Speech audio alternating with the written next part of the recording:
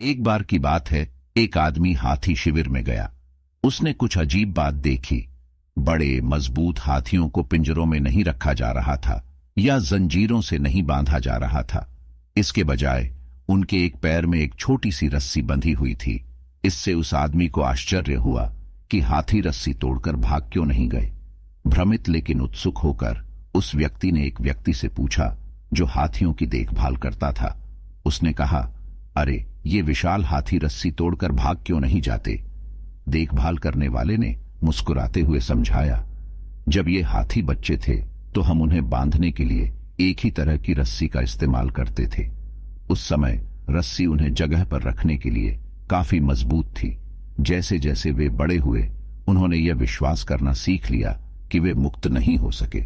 इसलिए अब भी जब वे बहुत मजबूत होते हैं तो वे कोशिश भी नहीं करते हैं। इसे इस तरह से सोचें, कल्पना करें कि आपके पास एक पालतू हैमस्टर चूहे जैसा जानवर है। जब यह छोटा होता है तो एक छोटा बक्सा इसे सुरक्षित रख सकता है। जैसे जैसे यह बड़ा होता जाता है यह आसानी से डिब्बे को दूर धकेल सकता है, लेकिन उसे यह पता नहीं होता। हैमस्टर अभी भी सोचता है कि बक्सा हिलने के लिए बहुत मजबूत है, भले ही वह वास्तव में भागने के लिए काफी मजबूत है। बिल्कुल उन हाथियों और हैमस्टर की तरह कभी कभी हम उन चीजों पर विश्वास कर लेते हैं जो अब सच नहीं है।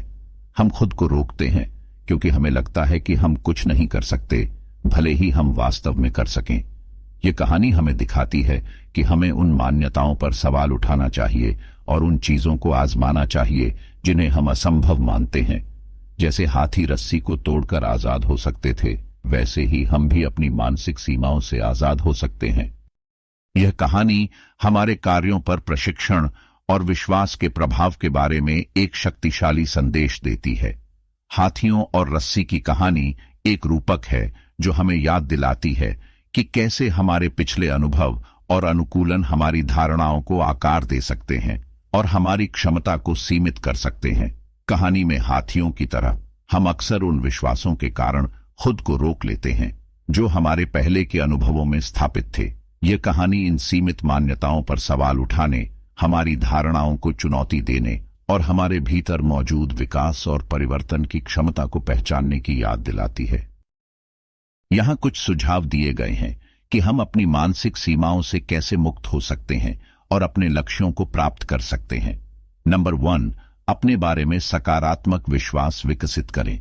अपने आप को बताएं कि आप सक्षम हैं और कुछ भी कर सकते हैं। नंबर 2, अपने लिए लक्ष्य निर्धारित करें और उन्हें हासिल करने की योजना बनाएं। नंबर 3, अपने लक्ष्य पर केंद्रित रहें और हार न मानें। नंबर 4, अपने आसपास के लोगों से समर्थन प्राप्त करें।